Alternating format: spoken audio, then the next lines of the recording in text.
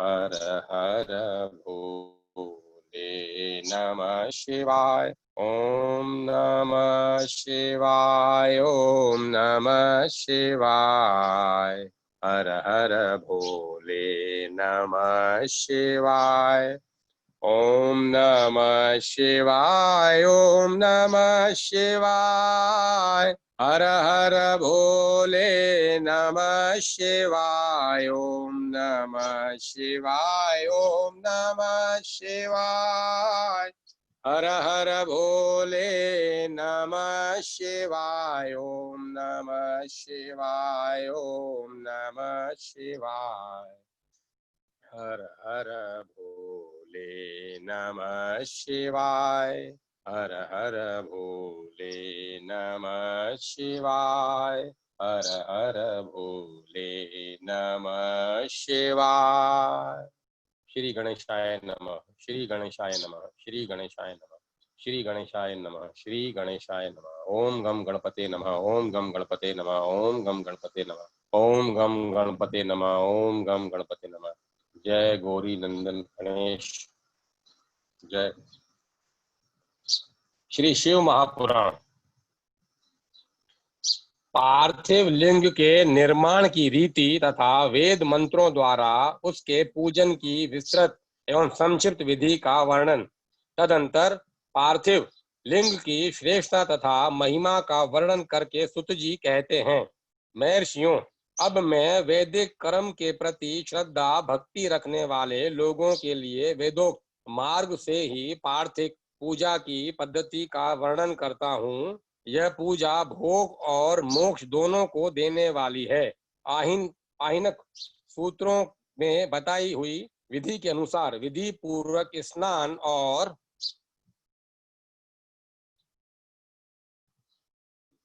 संध्योपासना करके पहले ब्रह्म यज्ञ करें। तत्पश्चात देवताओं, ऋषियों, सनकादि मनुष्यों और पितरों का तर्पण करें। अपनी रुचि के अनुसार संपूर्ण नित्य कर्म को पूर्ण करके शिव स्मरण पूर्वक भस्म तथा रुद्राक्ष धारण करें।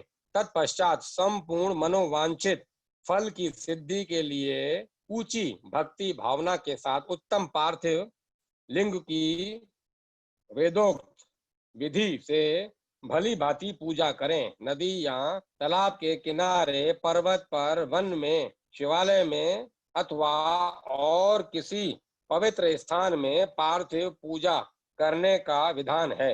ब्राह्मणों शुद्ध स्थान से निकाली हुई मिट्टी को यत्न पूर्वक लाकर बड़ी सावधानी के साथ शिवलिंग का निर्माण करें।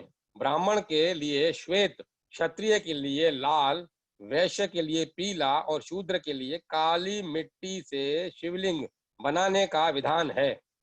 अथवा जहां जो मिट्टी मिल जाए उसी से शिवलिंग बनाए। शिवलिंग बनाने के लिए यत्न पूर्वक मिट्टी का संग्रह करके उस शुभ मिट्टी का को अत्यंत शुद्ध स्थान में रखें। फिर उसकी शुद्धि करके जल से स्नान कर पिंडी बना लें और वेदोक्त मार्ग से धीरे धीरे सुंदर पार्थिव लिंग की रचना करें। तत्पश्चात भोग और मोक्ष रूपी फल की प्राप्ति के लिए भक्ति पूर्वक उसका पूजन करें। उस पार्थिव लिंग के पूजन की जो विधि है उसे मैं विधान पूर्वक बता रहा हूँ, तुम सब लोग सुनो।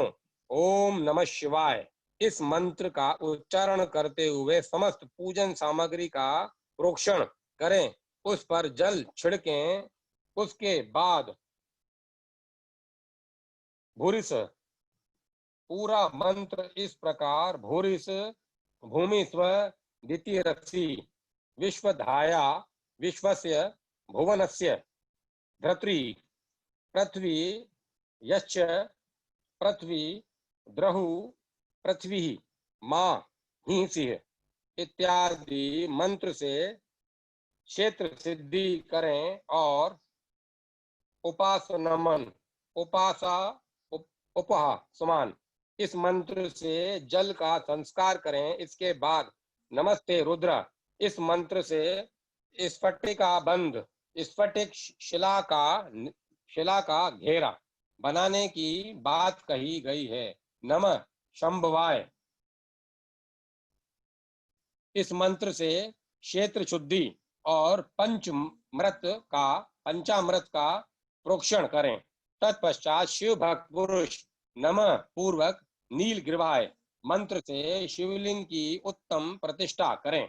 इसके बाद वैदिक रीति से पूजन करें। करने वाला उपासक भक्ति पूर्वक एतेत रुद्रवास्व इस मंत्र से रमणीय आसन दें। मानो महंतम इस मंत्र से आवाहन करें। या ते रुद्र इस मंत्र से भगवान शिव को आसन पर समासीन करें। यामिक्षु इस मंत्र से शिव के अंगों का न्यास करें। अध वोचत इस मंत्र से प्रेम पूर्वक अधिवासन करें। असो यस्त्रामो इस मंत्र से शिवलिंग में इष्ट देवता शिव का न्यास करें। असो योग वर्ष प्रति इस मंत्र से उपसर्पण देवताओं के समीप गमन करें। इसके बाद नमो अस्ते नीलग्रीवाय इस मंत्र से ईश देव को पाद समर्पित करें। रुद्र गायत्री से अर्घ दें। त्र्यंबक मंत्र से याचमन करें।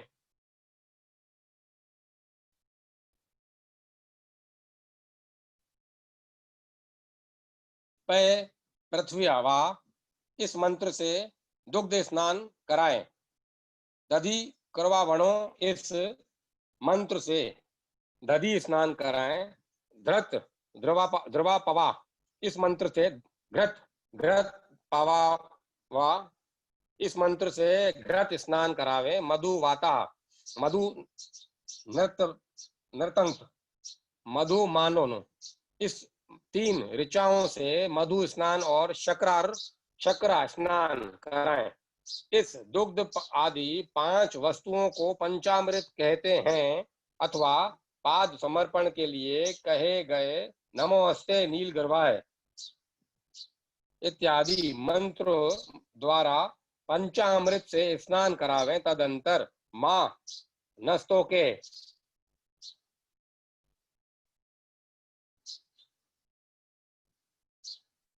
इस मंत्र से प्रेम पूर्वक भगवान शिव को कटिबंध कर धनी अर्पित करें। नमो घृष्णवे इस मंत्र का उच्चारण करके आराध्य देवता को उत्तरीय धारण कराएं। या ते हेतिह इत्यादि 4 ऋचाओं को पढ़कर वेदज्ञ भक्त प्रेम से विधि पूर्वक भगवान शिव के लिए वस्त्र एवं यज्ञोपवीत समर्पित करें। इसके बाद नमः शंभवाय इत्यादि मंत्र को पढ़कर शुद्ध बुद्धि वाला भक्त पुरुष भगवान को प्रेम पूर्वक गंध सुगंधित चंदन एवं रोली चढ़ाए। नमस्ते श्रभयो इस मंत्र से अक्षत अर्पित करे। नमः पर्याय इस मंत्र से फूल चढ़ाए। नमः प्राणाय इस मंत्र से बिल्व पत्र समर्पण करे।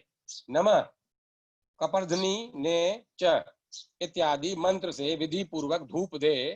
नमः आश्वय इस मंत्र इस ऋचा से शास्त्रोक्त विधि के अनुसार दीप निवेदन करे। तत्पश्चात हाथ धोकर नमो ज्येष्ठाय इस मंत्र से उत्तम नैवेद्य अर्पित करे। फिर पूर्वोक्त त्र्यंबक मंत्र से आचमन करे। इमा रुद्राय इस मंत्र से फल समर्पण करे। फिर नमो व्रजयाय इस मंत्र से भगवान शिव को अपना सब कुछ समर्पित कर दे।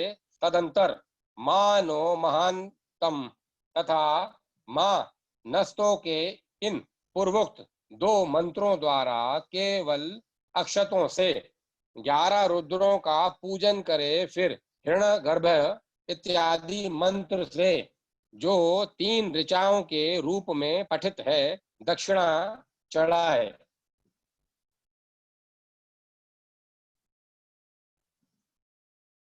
देवस्य त्वा इस मंत्र से विद्वान पुरुष आराध्य देव का अभिषेक करे। दीप के लिए बताए हुए नमः आश्वे इत्यादि मंत्र से भगवान शिव की निराजना आरती करे। तत्पश्चात इमा रुद्राय इत्यादि 3 ऋचाओं से भक्ति पूर्वक रुद्र देव को पुष्पांजलि अर्पित करें। मानो महानतम, इस मंत्र से विज्ञ उपासक पूजनीय देवता की परिक्रमा करे। फिर उत्तम बुद्धि वाला उपासक माँ नस्तुके, इस मंत्र से भगवान को साष्टांग प्रणाम करे। ऐसे इस मंत्र से शिव मुद्रा का प्रदर्शन करे। यतः इस मंत्र से अभय नामक मुद्रा का, त्र्यंबक मंत्र से ज्ञान नामक मुद्रा का तथा नमः सेना इत्यादि मंत्र से महामुद्रा का प्रदर्शन करे। नमो गोभय, इस ऋचा द्वारा धेनु मुद्रा दिखाए। इस तरह 5 मुद्राओं का प्रदर्शन करके शिव संबंधी मंत्रों का जप करे अथवा वेदज्ञ पुरुष शतरुद्रीय मंत्र की आवृत्ति करे। तत्पश्चात वेदज्ञ पुरुष पंचांग पाठ करे। तदंतर देवा गातु इत्यादि मंत्र से भगवान शंकर का विसर्जन करे। इस प्रकार शिव पूजा की वैदिक विधि का विस्तार से प्रतिपादन किया गया। महर्षियों, अब संक्षेप से पार्थिव पूजन की वैदिक विधि का वर्णन सुनो। सगो जातः, इस ऋचा से पार्थिव लिंग बनाने के लिए मिट्टी ले आए। वाम देवाय इत्यादि मंत्र पढ़कर इसमें जल डालें। जब मिट्टी सनकर तैयार हो जाए तब अघोर मंत्र से लिंग निर्माण करें। फिर तत्पुरुषाय, इस मंत्र से विधिवत उसमें भगवान शिव का आवाहन करें। तदंतर ईशान मंत्र से भगवान शिव को वेदी पर स्थापित करें। इनके सिवाय अन्य सब विधानों को भी शुद्ध बुद्धि वाला उपासक संक्षेप से ही संपन्न करे। इसके बाद विद्वान पुरुष पंचाक्षर मंत्र से अथवा गुरु के दिए हुए अन्य किसी शिव संबंधी मंत्र से 16 उपचारों द्वारा विधिवत पूजन करे अथवा भवाय भवानाशाय महादेवाय धीमहि, उग्राय उग्रनाशाय शर्वाय शशि मोलिने, इस मंत्र द्वारा विद्वान उपासक भगवान शंकर की पूजा करें। वह भ्रम छोड़कर उत्तम भाव भक्ति से शिव की आराधना करें, क्योंकि भगवान शिव भक्ति से ही मनोवांछित फल देते हैं। ब्राह्मणों, यहाँ जो वैदिक विधि से पूजन का क्रम बताया गया है उसका पूर्ण रूप से आदर करता हुआ मैं पूजा की एक दूसरी विधि भी बता रहा हूँ, जो उत्तम होने के साथ ही सर्वसाधारण के लिए उपयोगी है। मुनिवरों, पार्थिव लिंग की पूजा भगवान शिव के नामों से बताई गई है। वह पूजा संपूर्ण अभिष्टों को देने वाली है। मैं उसे बताता हूँ, सुनो। हर, महेश्वर, शंभु, शूलपाणी, पिनाकधक, शिव, पशुपति और महादेव, ये क्रमशः शिव के 8 नाम कहे गए हैं। इनमें से प्रथम नाम के द्वारा अर्थात ओम हराय नमः का उच्चारण करके पार्थिव लिंग बनाने के लिए मिट्टी लाएं। दूसरा नाम अर्थात ओम महेश्वराय नमः का उच्चारण करके लिंग निर्माण करें। फिर ओम शंभवे नमः बोलकर उस पार्थिव लिंग की प्रतिष्ठा करें। तत्पश्चात ओम शूलपाणय नमः कहकर उस पार्थिव लिंग में भगवान शिव का आवाहन करें। ओम पिनाकधृषे नमः कहकर उस शिवलिंग को नहलाएं। ओम शिवाय नमः बोलकर उसकी पूजा करें। फिर ओम पशुपताय नमः, ओम पशुपते नमः कहकर क्षमा प्रार्थना करें और अंत में ओम महादेवाय नमः कहकर आराध्य देव का विसर्जन कर दें। प्रत्येक नाम के आदि में ओमकार और अंत में चतुर्थी विभक्ति के साथ नमः पद लगाकर बड़े आनंद और भक्ति भाव से पूजन संबंधी कार्य करने चाहिए। हरो महेश्वराय शंभु शूलपाणीय पिनाक धक शिव पशुपतिश्चवे महादेव इति क्रमात् मृद हरण संग पट प्रतिष्ठा हवानमेव च संपन्नम पूजनम चेव शम स्वेति विसर्जनम। ओमकार दिच ओमकार दि चतुर्थ न तेर नमो नेमन तेरनान भी क्रमांत कर्तव्य शत क्रियाहम सर्वा भवत भक्तया परमाया मृद मुदा। क्षणश्चर क्षणश्चर मंत्र से अंग न्यास और कर न्यास की विधि भली भांति संपन्न करके फिर नीचे लिखे अनुसार ध्यान करें। जो कैलाश पर्वत पर एक सुंदर सिंहासन के मध्य भाग में विराजमान है, जिनके वाम भाग में भगवती उमा उनसे सटकर बैठी हुई हैं। सनक सनंदन आदि भक्तजन जिनकी पूजा कर रहे हैं तथा जो भक्तों के दुख रूपी दावानल को नष्ट कर देने वाले अप्रेमेय शक्तिशाली ईश्वर हैं, उन विश्व विभूषण भगवान शिव का चिंतन करना चाहिए। भगवान महेश्वर का प्रतिदिन इस प्रकार ध्यान करें। उनकी अंग कांति चांदी के पर्वत की भांति गोर है। वे अपने मस्तक पर मनोहर चंद्रमा का मुकुट धारण करते हैं। रत्नों के आभूषण धारण करने से उनका श्री अंग और भी उपधासित हो उठा है। उनके चार हाथों में क्रमशः परशु, मृग मुद्रा, वर एवं अभय मुद्रा सुशोभित है। वे सदा प्रसन्न रहते हैं, कमल के आसन पर बैठे हैं और देवता लोग चारों ओर खड़े होकर उनकी स्तुति कर रहे हैं। उन्होंने वस्त्र की जगह व्याघ्र चर्म धारण कर रखा है। वे इस विश्व के आदि हैं, बीज कारण रूप हैं तथा सबका समस्त भय हर लेने वाले हैं। उनके 5 मुख हैं और प्रत्येक मुख मंडल में 3-3 नेत्र हैं। अंग न्यास और कर न्यास का प्रयोग इस प्रकार समझना चाहिए। ओम ओम अष्ट गुष्टाय नमः।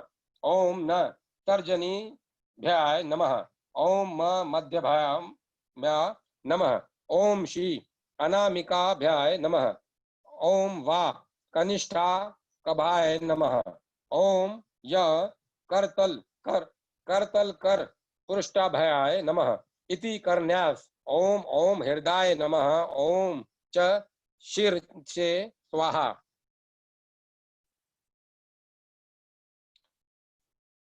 ओम म शिखाय वष्टम। ओम श्री कवचाय हुम। ओम वा नेत्रताय वोष्टट। ओम श अस्त्राय फट इति हृदयादिश न्यास।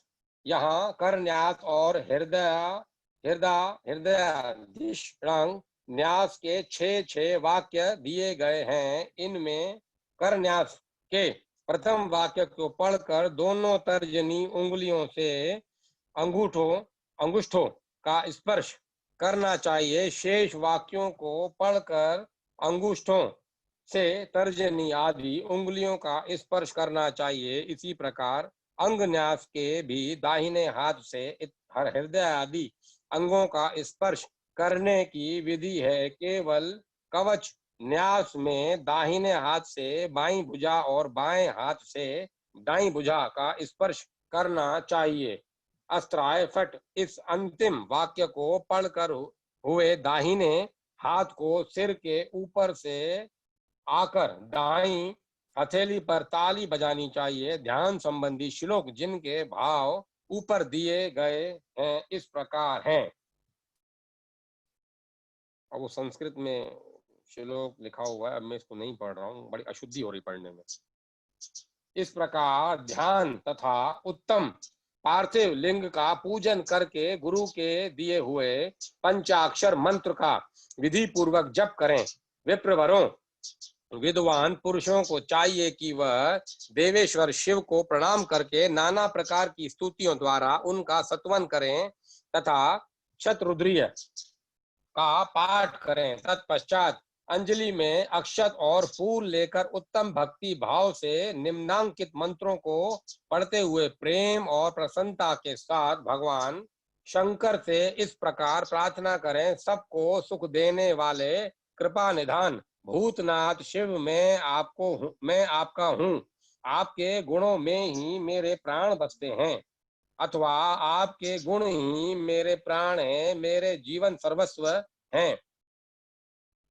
मेरा चित्त सदा आपके ही चिंतन में लगा हुआ है, यह जानकर मुझ पर प्रसन्न होइए। कृपा कीजिए शंकर, मैंने अनजान में अथवा जानबूझकर यदि कभी आपका जप और पूजन आदि किया हो तो आपकी कृपा से वह सफल हो जाए।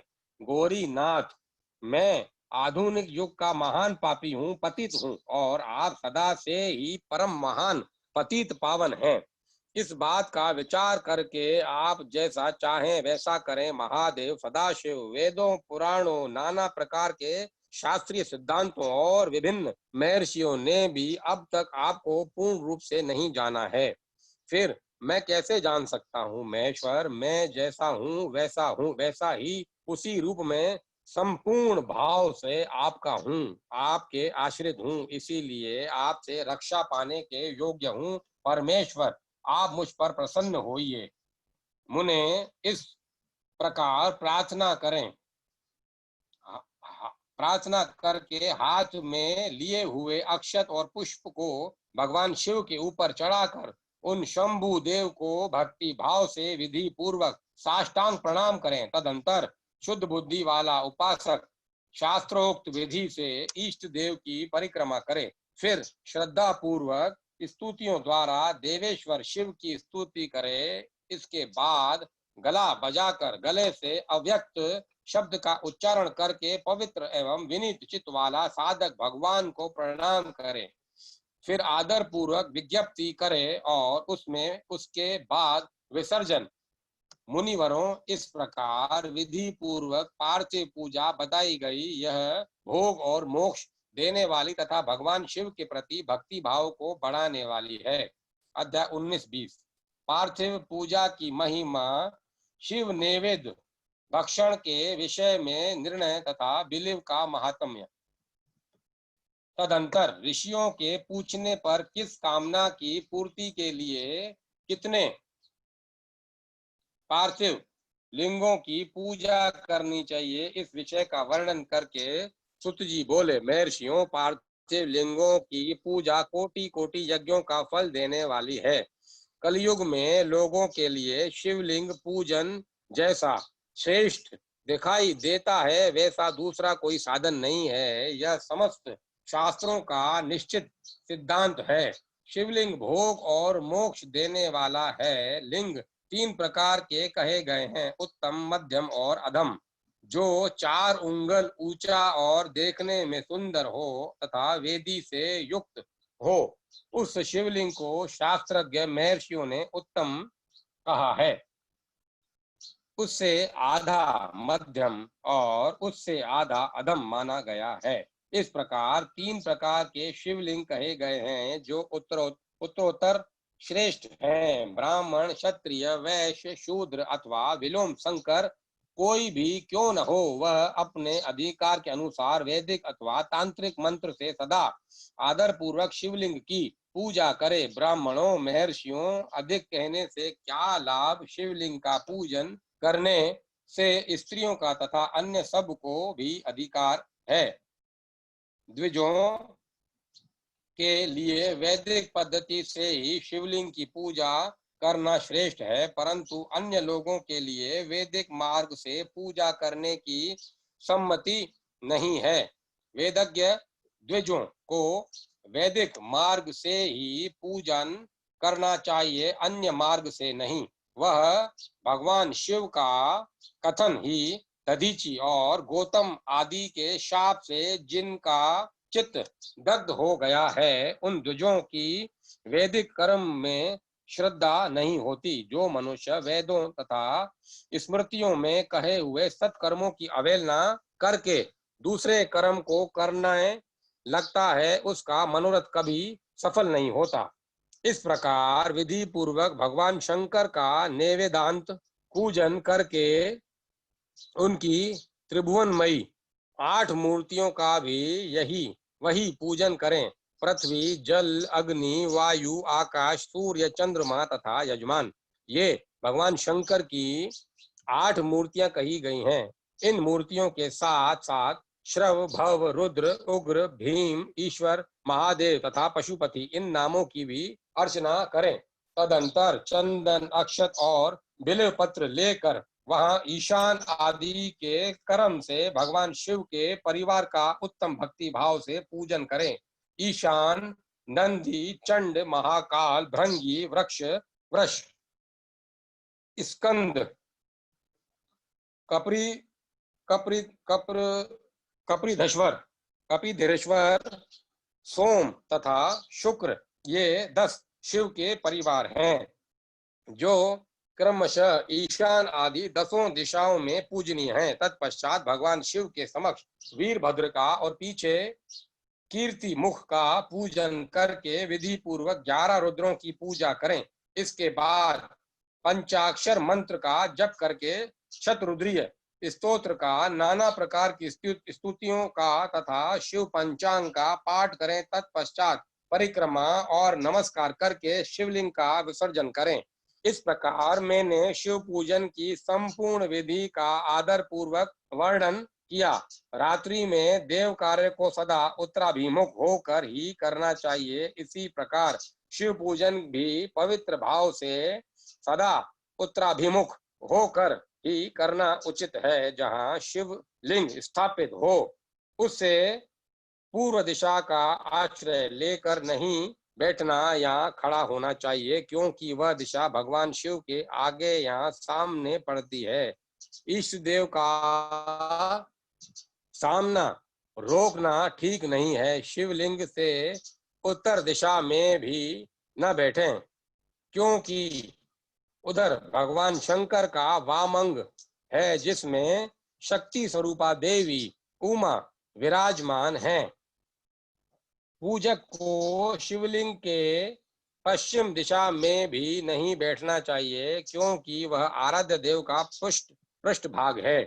पीछे की ओर से पूजा करना उचित नहीं है। अतः अवशिष्ट दक्षिण दिशा ही ग्राह है, उसी का आश्रय लेना चाहिए। तात्पर्य यह है कि शिवलिंग से दक्षिण दिशा में उत्तराभिमुख होकर बैठें और पूजा करें।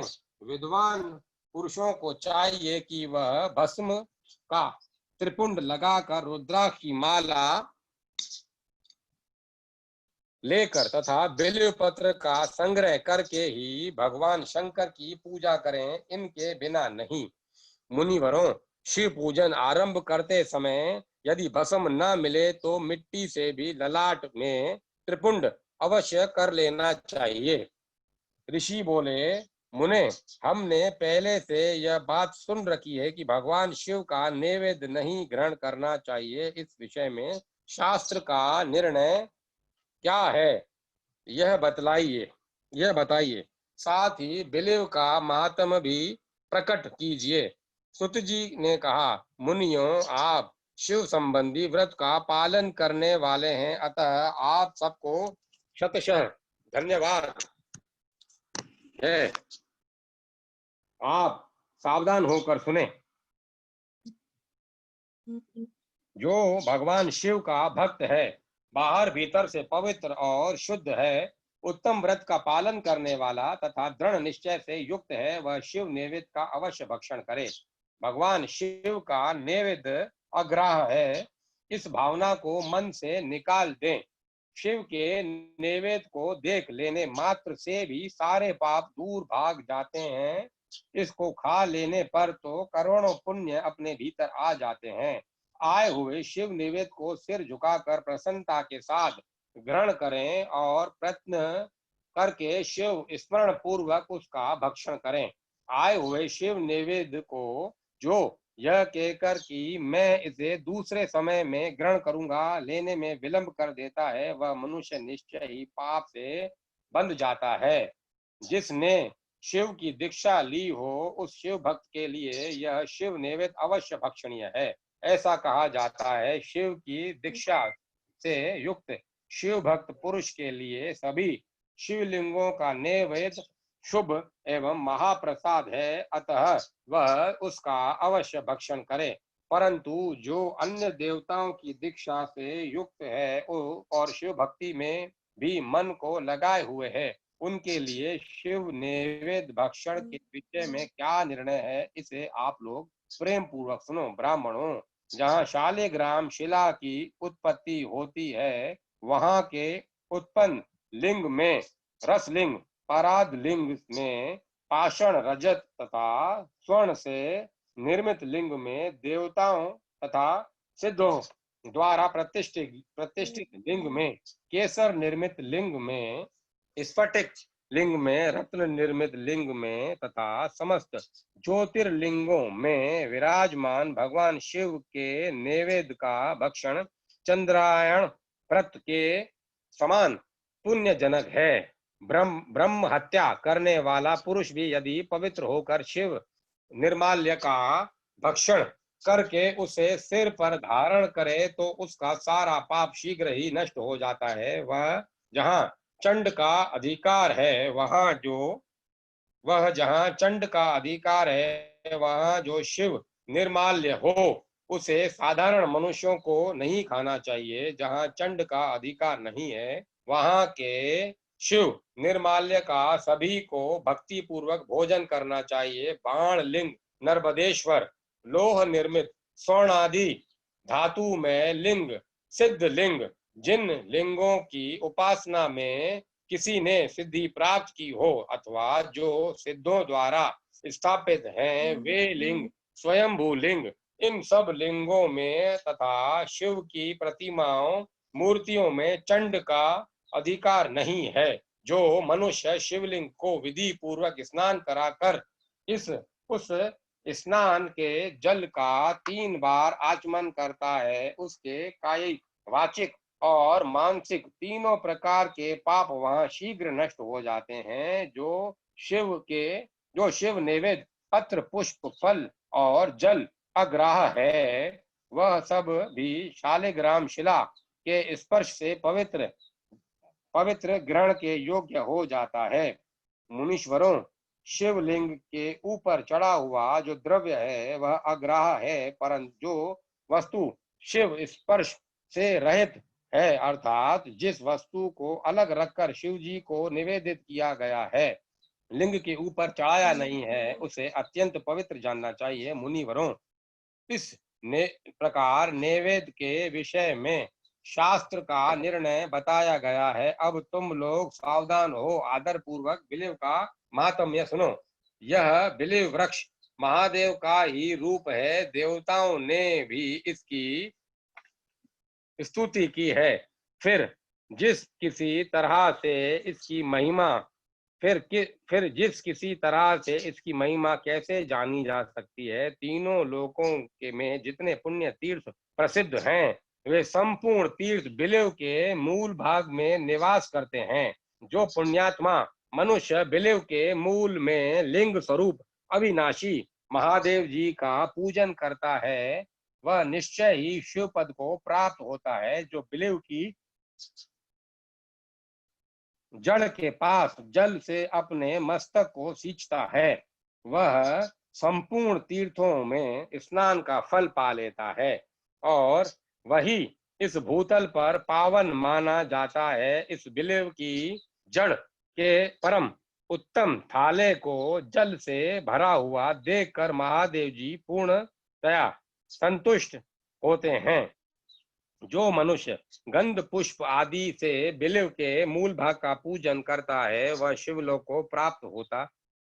को पाता है और इस लोक में भी उसकी सुख संतति बढ़ती है। जो बिलीव की जड़ के समीप आदर पूर्वक दीपावली जलाकर रखता है, वह तत्व ज्ञान से संपन्न हो भगवान महेश्वर में मिल जाता है। जो बिलीव की शाखा थाम कर हाथ से उसके नए नए पलव उतारता और उनसे उस बिलीव की पूजा करता है, वह सब पापों से मुक्त हो जाता है। जो बिलीव की जड़ के समीप भगवान शिव में अनुराग रखने वाले एक भक्त को भी भक्ति पूर्वक भोजन कराता है, उसे कोटि गुना पुण्य प्राप्त होता है। जो बिलीव की जड़ के पास शिव भक्त को खीर और धृत से युक्त अन्न देता है, वह कभी दरिद्र नहीं होता। ब्राह्मणों, इस प्रकार मैंने शांगोपांग शिवलिंग पूजन का वर्णन किया है। यह प्रवृत्ति मार्गी तथा निवृत्ति मार्गी पूजकों के भेद से 2 प्रकार का होता है। प्रवृत्ति मार्गी लोगों के लिए पीठ पूजा इस भूतल पर संपूर्ण अभिष्ट वस्तुओं को देने वाली होती है। प्रवृत्त मार्ग सुपात्र गुरु आदि के द्वारा ही सारी पूजा संपन्न करें और अभिषेक के अंत में अगहनी के चावल से बना हुआ नैवेद्य निवेदन करें। पूजा के अंत में शिवलिंग को शुद्ध संपुट में विराजमान करके घर के भीतर कहीं अलग रख दें। निवृत्ति मार्गी उपासकों के लिए हाथ पर ही शिव पूजन का विधान है। उन्हें भिक्षा आदि से प्राप्त हुए अपने भोजन को ही नैवेद्य रूप में निवेदित कर देना चाहिए। निवृत्त पुरुषों के लिए सूक्ष्म लिंग ही श्रेष्ठ बताया गया है। वे विभूति से पूजन करें और विभूति को ही नैवेद्य के रूप में निवेदित भी करे। पूजा करके उस लिंग को सदा अपने मस्तक पर धारण करे। अध्याय 21-22 शिव नाम जप तथा भस्म धारण की महिमा, त्रिपुंड के देवता और स्थान आदि का प्रतिपादन। ऋषि बोले, महाभाग व्यास शिष्य सुत जी, आपको नमस्कार है। अब आप उस परम उत्तम भस्म महात्म्य का वर्णन कीजिए। भस्म महात्म्य, रुद्राक्ष महात्म्य तथा उत्तम नाम महात्म्य, इन तीनों का परम प्रसन्नता पूर्वक प्रतिपादन कीजिए और हमारे हृदय को आनंद दीजिए। सुत जी ने कहा, महर्षियों, आपने बहुत उत्तम बात पूछी है। यह समस्त लोगों के लिए हितकारक विषय है। जो लोग भगवान शिव की उपासना करते हैं वे धन्य हैं, कृतार्थ हैं।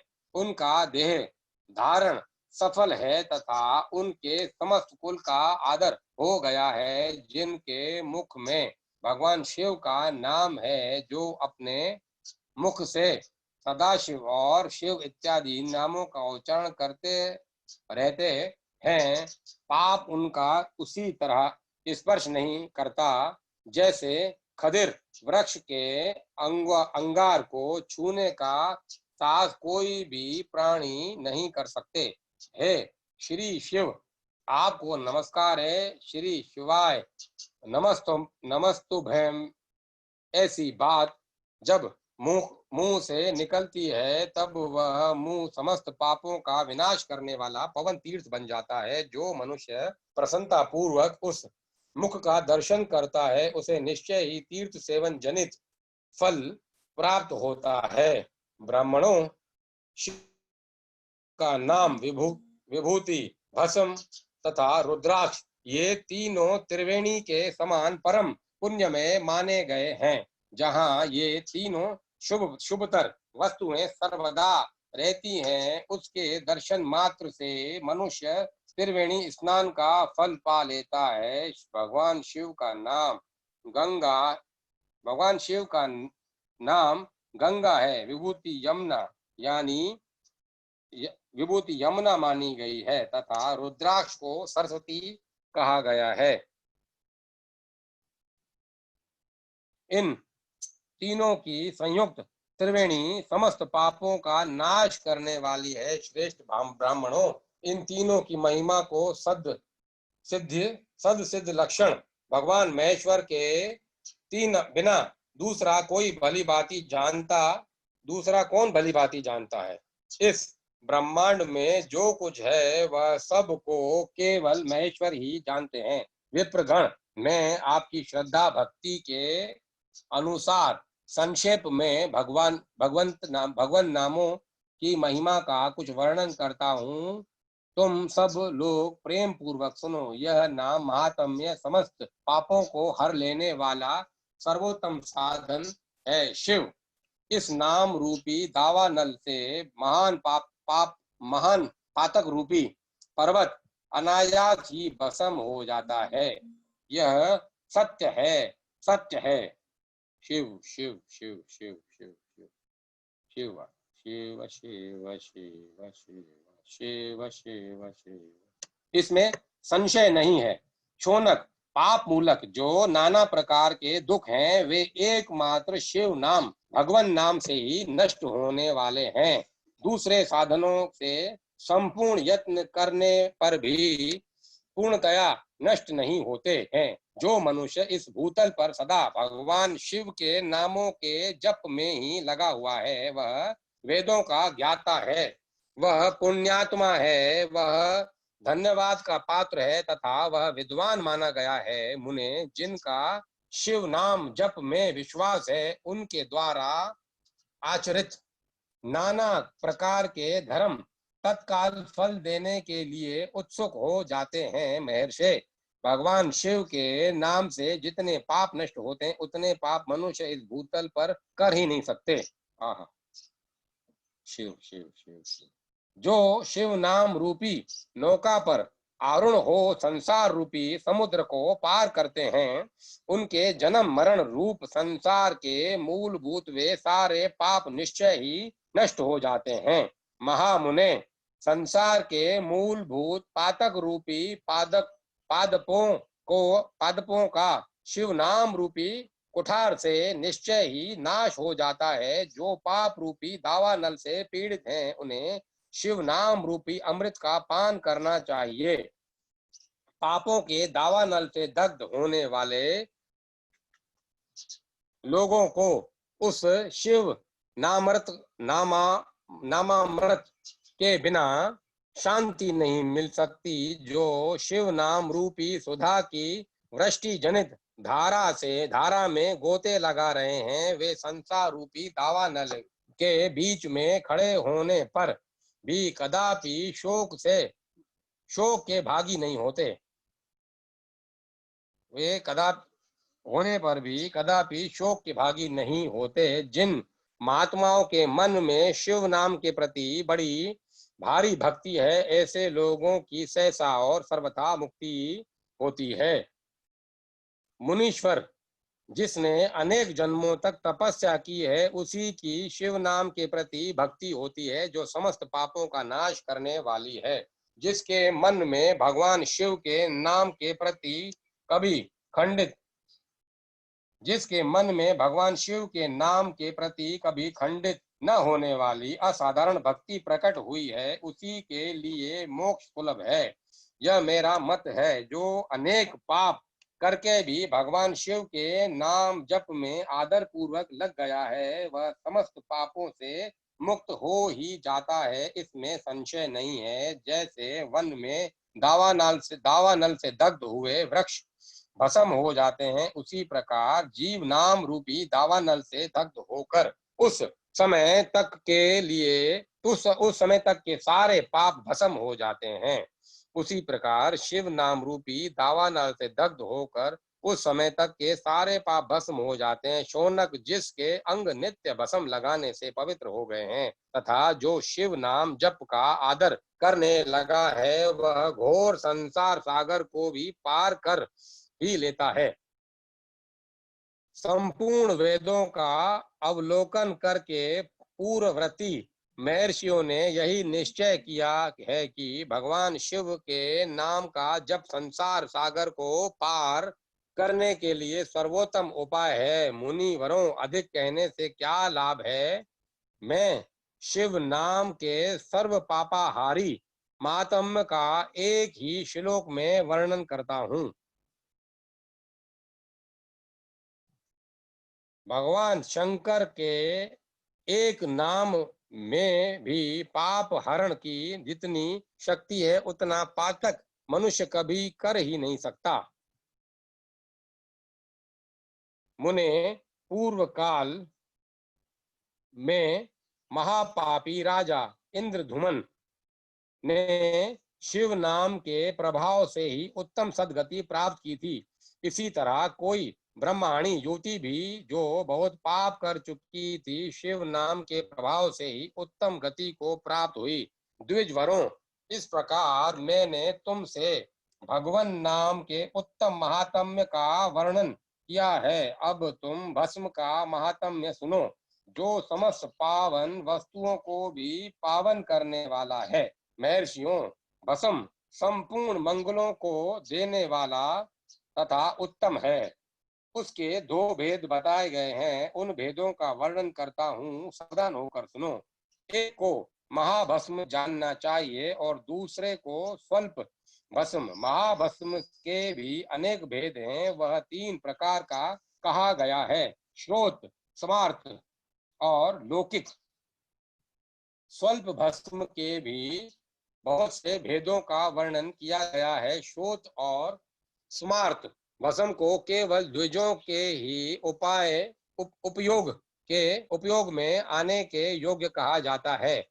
तीसरा जो लौकिक भस्म है, वह उन सब लोगों के भी उपयोग में आ सकता है। श्रेष्ठ महर्षियों ने यह बताया है कि द्विजों को वैदिक मंत्र के उच्चारण पूर्वक भस्म धारण करना चाहिए। दूसरे लोगों के लिए बिना मंत्र के ही केवल धारण करने का विधान है। जले हुए गोबर से प्रकट होने वाला भस्म आग्नेय कहलाता है। महामुने, वह भी त्रिपुंड का द्रव्य है, ऐसा कहा गया है। अग्निहोत्र से उत्पन्न हुए भस्म का भी मनीषी पुरुष को संग्रह करना चाहिए। अन्य यज्ञ से प्रकट हुआ भस्म भी त्रिपुंड धारण के काम में आ सकता है। जाबालोपनिषद में आए हुए अग्नि इत्यादि 7 मंत्रों द्वारा जल मिश्रित भस्म से धुलन विभिन्न अंगों में मर्दन या लेपन करना चाहिए। महर्षि जबाली ने सभी वर्णों और आश्रमों के लिए मंत्र से या बिना मंत्र के भी आदर पूर्वक भस्म से त्रिपुंड लगाने की आवश्यकता बताई है।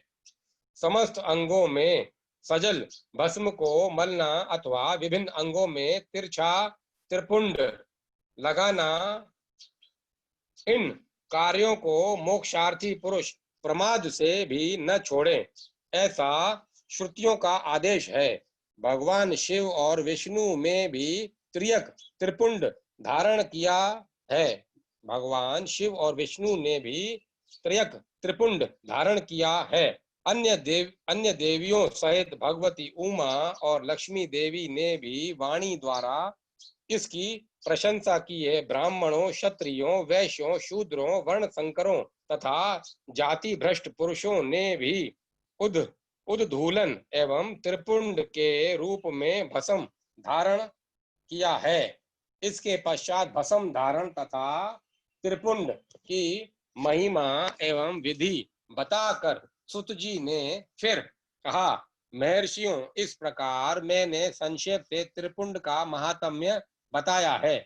यह समस्त प्राणियों के लिए गोपनीय रहस्य है, अतः तुम्हें भी इसे गुप्त ही रखना चाहिए। मुनिवरों, ललाट आदि सभी निर्दिष्ट स्थानों में जो भस्म से 3 तिरछी रेखाएं बनाई जाती हैं, उन्हीं को विद्वानों ने त्रिपुंड कहा है। भोहों के मध्य भाग से लेकर जहां तक भोहों का अंत है, उतना बड़ा त्रिपुंड ललाट में धारण करना चाहिए। मध्यमा और अनामिका उंगली से 2 रेखाएं करके बीच में अंगूठे द्वारा प्रति लोम भाव से ही की गई रेखा त्रिपुंड कहलाती है।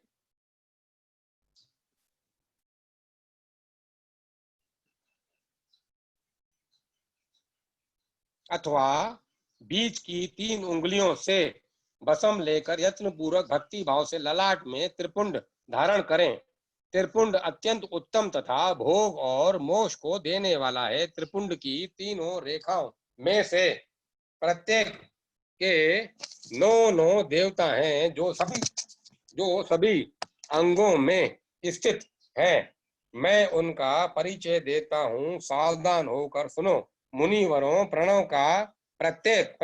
का प्रथम अक्षर अकार, ग्रापत्य अग्नि, पृथ्वी धर्म, रजोगुण ऋग्वेद, क्रिया शक्ति प्रातः सवन तथा महादेव, ये त्रिपुंड की प्रथम रेखा के 9 देवता हैं। यह बात शिव दक्षिणा परायण पुरुषों को अच्छी तरह समझ लेनी चाहिए। प्रणव का दूसरा अक्षर उकार, दक्षिणाग्नि, आकाश, सतवगुण, यजुर्वेद, मध्यान्ह सवन, इच्छा शक्ति, अंतर आत्मा तथा महेश्वर, ये दूसरी रेखा के 9 देवता हैं। प्रणव का तीसरा अक्षर मकार, आवाहनीय अग्नि, परमात्मा तमोगुण, ध्रुवलोक, ज्ञान शक्ति, सामवेद, तृतीय सवन तथा शिव, ये तीसरी रेखा के 9 देवता हैं। इस प्रकार स्थान देवताओं को उत्तम भक्ति भाव से नित्य नमस्कार करके स्नान आदि से शुद्ध होकर पुरुष यदि त्रिपुंड धारण करे तो भोग और मोक्ष को भी प्राप्त कर लेता है। मुनीश्वर, ये संपूर्ण अंगों में स्थान देवता बताए गए हैं। अब उनके संबंधी स्थान बताता हूँ, भक्ति पूर्वक सुनो। 32, 16, 8 अथवा 5 स्थानों में त्रिपुंड का न्यास करें। मस्तक, ललाट, दोनों कान, दोनों नेत्र, दोनों नासिका मुख, कंठ, दोनों हाथ, दोनों कुहनी, दोनों कलाई, हृदय, दोनों पार्श्व भाग, नाभि, दोनों अंडकोश, दोनों उरु, दोनों गुल्फ, दोनों घुटने, दोनों पिंडली और दोनों पैर, ये 32 उत्तम स्थान हैं। इनमें क्रमशः अग्नि, जल, पृथ्वी, वायु 10 द्विप्रदेश, उस द्विपाल 10 द्विपाल तथा 8 वसुओं का निवास है।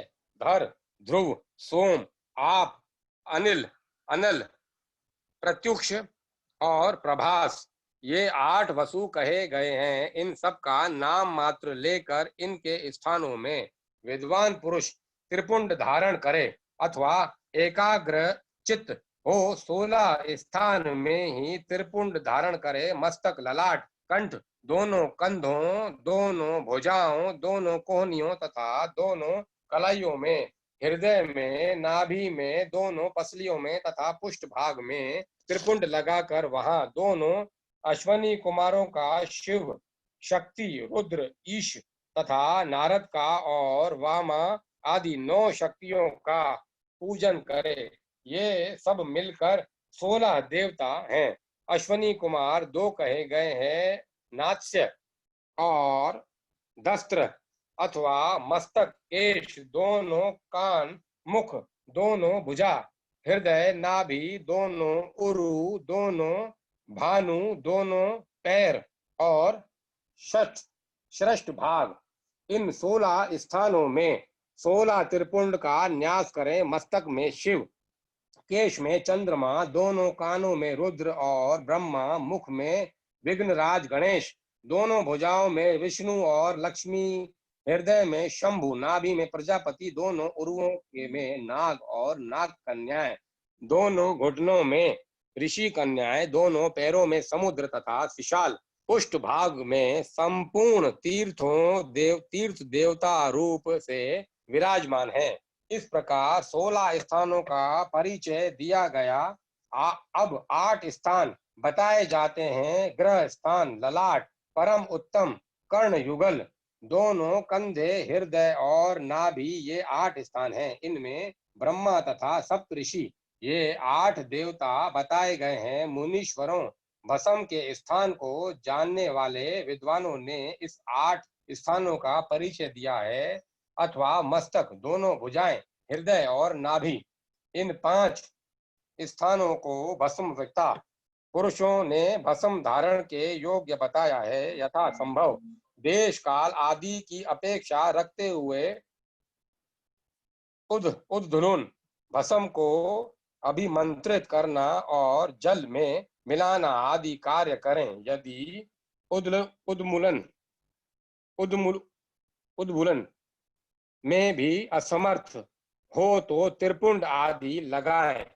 त्रिनेत्रधारी, तीनों गुणों के आधार तथा तीनों देवताओं के जनक भगवान शिव का स्मरण करते हुए नमः शिवाय कहकर ललाट में त्रिपुंड लगाएं। ईशाभ्या नमः ऐसा कहकर दोनों पार्श्व भागों में त्रिपुंड धारण करें। बीजाभ्याय नमः यह बोलकर दोनों कलाइयों में भस्म लगाएं। पित्रोभ्याय नमः कहकर भी नीचे के अंग में उमाशाभ्याम नमः कहकर ऊपर के अंग में तथा भीमाय नमः कहकर पीठ में और सिर के पीछे भाग में त्रिपुंड लगाना चाहिए। अध्याय 23-24। रुद्राक्ष धारण की महिमा तथा उसके विविध भेदों का वर्णन। सुत जी कहते हैं, महाप्रज्ञ महामते शिव रूप शोनक, अब मैं संक्षेप में रुद्राक्ष का महात्म्य बता रहा हूँ, सुनो। रुद्राक्ष शिव को बहुत ही प्रिय है, इसे परम पावन समझना चाहिए। रुद्राक्ष के दर्शन से, स्पर्श से तथा उस पर जप करने से वह समस्त पापों का अपहरण करने वाला माना गया है। मुने, पूर्व काल में परमात्मा शिव ने समस्त लोगों का उपकार करने के लिए देवी पार्वती के सामने रुद्राक्ष की महिमा का वर्णन किया था।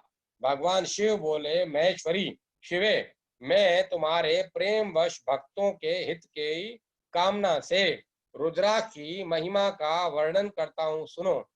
महेशनी, पूर्व काल की बात है, मैं मन को संयम में रखकर हजारों दिव्य वर्षों तक घोर तपस्या में लगा रहा। एक दिन सहसा मेरा मन शुद्ध हो उठा। परमेश्वरी, मैं संपूर्ण लोकों का उपकार करने वाला स्वतंत्र परमेश्वर हूँ। अतः उस समय मैंने लीलावशी अपने दोनों नेत्र खोले। खोलते ही मेरे मनोहर नेत्र पटु से कुछ जल की बूंदें गिरी। आंसू की उन बूंदों से वहां रुद्राक्ष नामक वृक्ष पैदा हो गया।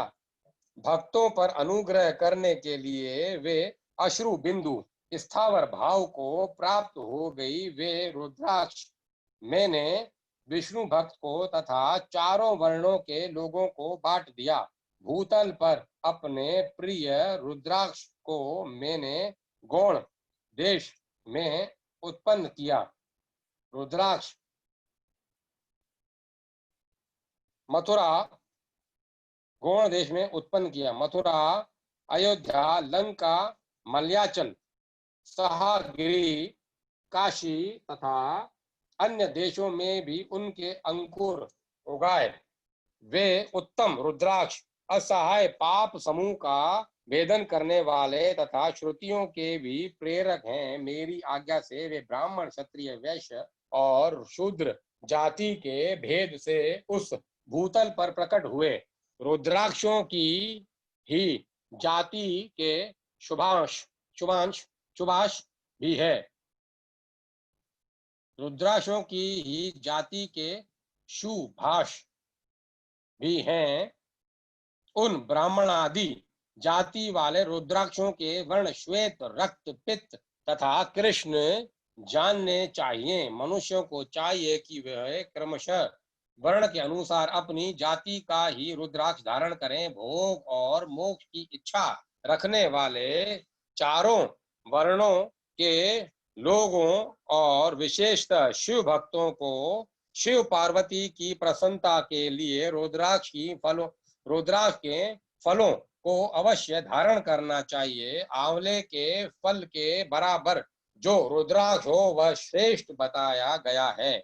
जो बेर के फल के बराबर हो उसे मध्यम श्रेणी का कहा गया है, और जो चने के बराबर हो उसे की गणना निम्न कोटि में की गई है। अब उसकी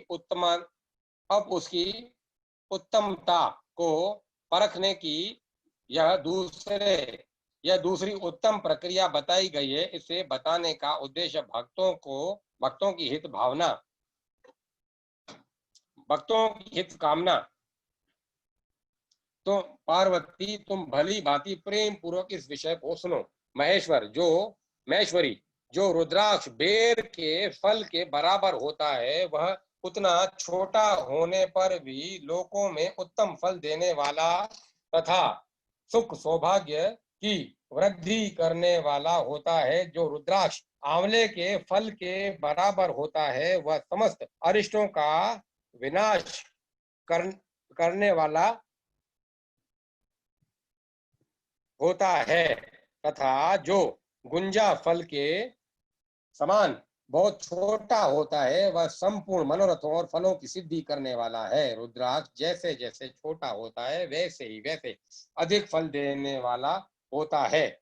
एक एक बड़े रुद्राक्ष से एक एक छोटे रुद्राक्ष को विद्वानों ने 10 गुना अधिक फल देने वाला बताया है। पापों का नाश करने के लिए रुद्राक्ष धारण आवश्यक बताया गया है। वह निश्चय ही संपूर्ण अभिष्ट मनोरथों का साधक है, अतः अवश्य ही उसे धारण करना चाहिए। परमेश्वरी लोक में मंगल में रुद्राक्ष जैसा फल देने वाला देखा जाता है, वैसी फलदायिनी दूसरी कोई माला नहीं दिखाई देती। देवी समान आकार प्रकार वाले चिकने मजबूत स्थूल कड़क कंटक युक्त उभरे हुए छोटे छोटे दानों वाले और सुंदर रुद्राक्ष अभिलक्षित पदार्थों के दाता तथा सदैव भोग और मोक्ष देने वाले हैं, जिसे कीड़ों ने दूषित कर दिया हो, जो टूटा फूटा हो, जिसमें उभरे हुए दाने न हो, वह दाने हो जो वर्ण युक्त हो तथा जो पूरा पूरा गोल न हो। उन 5 प्रकार के रुद्राक्ष को त्याग देना चाहिए। जिस रुद्राक्ष में अपने आप ही डोरा पिरोने के योग्य छिद्र हो गया हो, वही वहां उत्तम माना गया है। जिसमें मनुष्य के प्रत्न से छेद किया गया है, वह मध्यम श्रेणी का होता है। रुद्राक्ष धारण बड़े बड़े पातकों का नाश करने वाला है। इस जगत में 1100 रुद्राक्ष धारण करके मनुष्य जिस फल को पाता है, उसका वर्णन सैकड़ों वर्षों में भी नहीं किया जा सकता। भक्तिमान पुरुष 550 रुद्राक्ष के दानों का सुंदर मुकुट बना ले और उसे सिर पर धारण करे। 360 दानों को लंबे सूत्र में पिरोकर एक हार बना ले। वैसे वैसे 3 हार बनाकर भक्ति परायण पुरुष उनका यज्ञोपवीत तैयार करे और उसे स्था यथा उसे यथास्थान धारण किए रहे। इसके बाद किस अंग में कितने रुद्राक्ष धारण करने चाहिए, यह बताकर सुत जी बोले, महर्षियों, सिर पर ईशान मंत्र से, कान में तत्पुरुष मंत्र से तथा गले में हृदय में अघोर मंत्र से रुद्राक्ष धारण करना चाहिए। विद्वान पुरुष दोनों हाथों में अघोर बीज मंत्र से रुद्राक्ष धारण करें।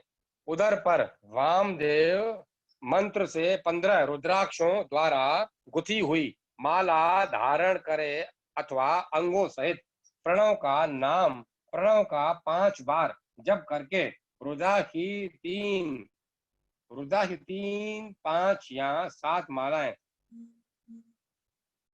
धारण करे अथवा मूल मंत्र नमः शिवाय से ही समस्त रुद्राक्षों को धारण करे। रुद्राक्षधारी पुरुष अपने खान पान में मदिरा, मांस, लहसुन, प्याज, तहिजन, लसोड़ा आदि को त्याग दे। गिरिराज नंदिनी उमे श्वेत रुद्राक्ष केवल ब्राह्मणों को ही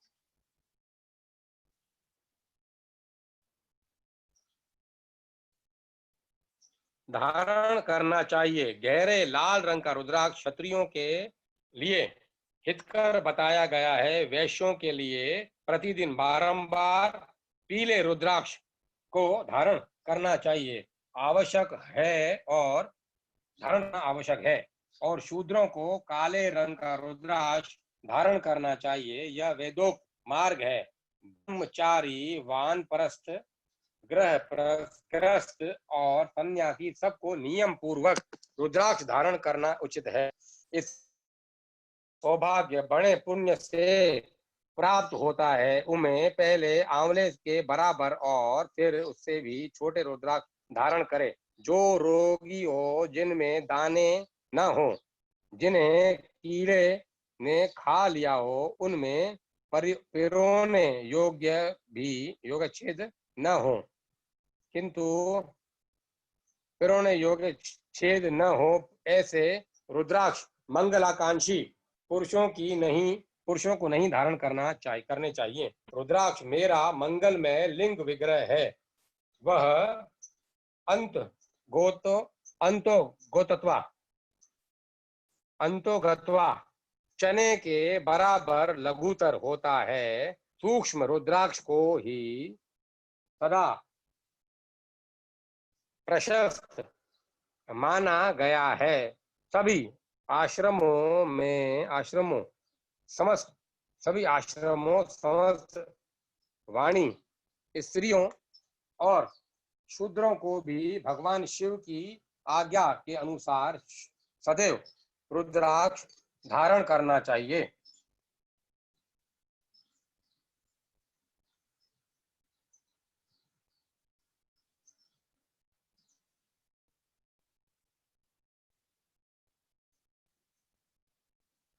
यतियों के लिए प्रणव के उच्चारण पूर्वक रुद्राक्ष धारण का विधान है, जिसके ललाट में त्रिपुंड लगा हो और सभी अंग रुद्राक्ष से विभूषित हो, तथा जो मृत्युंजय मंत्र का जप कर रहा हो, उसका दर्शन करने से साक्षात रुद्र के दर्शन का फल प्राप्त होता है। पार्वती, रुद्राक्ष अनेक प्रकार के बताए गए हैं। मैं उनके भेदों का वर्णन करता हूँ। वे भेद भोग और मोक्ष रूप फल देने वाले हैं। तुम उत्तम भक्ति भाव से उनका परिचय सुनो। एक मुख वाला रुद्राक्ष साक्षात शिव का स्वरूप है। वह भोग और मोक्ष रूपी फल प्रदान करता है। जहाँ रुद्राक्ष की पूजा होती है, वहां से लक्ष्मी दूर नहीं होती। उस स्थान के सारे उपद्रव नष्ट हो जाते हैं तथा वहां रहने वाले लोगों की संपूर्ण कामनाएं पूर्ण होती हैं। दो मुख वाला रुद्राक्ष देव देवेश्वर कहा गया है। वह संपूर्ण कामनाओं और फलों को देने वाला है। तीन मुख वाला रुद्राक्ष सदा साक्षात साधन का फल देने वाला है। उसके प्रभाव से सारी विधाएं प्रतिष्ठित होती हैं। चार मुख वाला रुद्राक्ष साक्षात ब्रह्मा का रूप है। वह दर्शन और स्पर्श से शीघ्र ही धर्म, अर्थ, काम और मोक्ष उन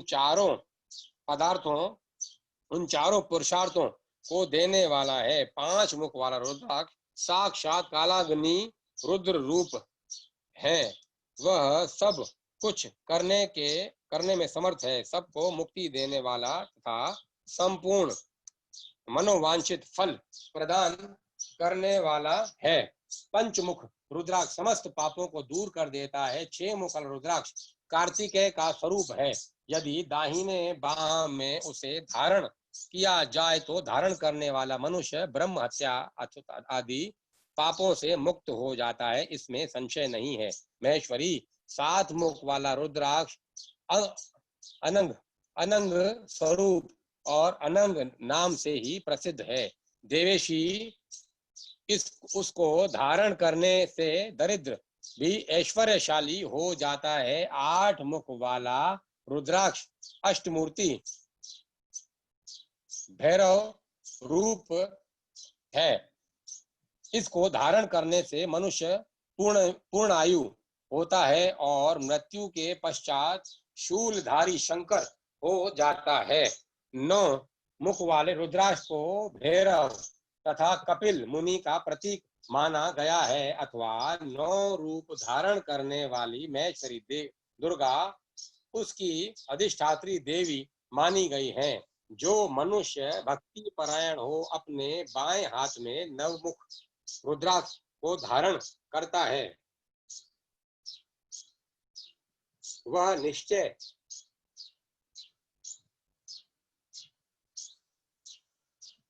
निश्चय ही मेरे समान सर्वेश्वर हो जाता है। उसमें संशय नहीं है। महेश्वरी, 10 मुख वाला रुद्राक्ष साक्षात भगवान विष्णु का रूप है। देवेश्वरी, उसको धारण करने से मनुष्य की संपूर्ण कामनाएं नष्ट हो जाती हैं। परमेश्वरी, 11 मुख वाला जो रुद्राक्ष है वह रुद्र रूप है। उसका धारण करने से मनुष्य सर्वत्र विजयी होता है। 12 मुख वाले रुद्राक्ष को 12 मुख रुद्राक्ष को केश प्रदेश में धारण करें। उसके धारण करने से मानो मस्तक पर 12 आदित्य विराजमान हो जाते हैं। 13 मुख वाला रुद्राक्ष विश्व देवों का संकल्प है। उसको धारण करके मनुष्य संपूर्ण अभिष्टों को पाता तथा सौभाग्य और मंगल लाभ करता है।